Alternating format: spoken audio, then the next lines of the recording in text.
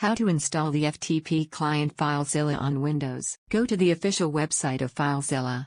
From the download section of the website, download the Filezilla FTP client installer file for your Windows operating system. For instance, if it is Windows 64-bit, go and click on its setup file. Click on the Save File button.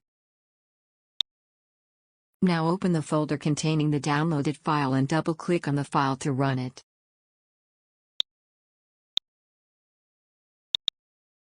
Click on the I agree button, then click on the Next button. Click to check the box for desktop icon of Filezilla and then click on the Next button.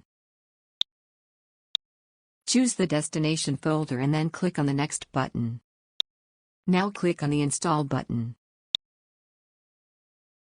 Now click on the Finish button.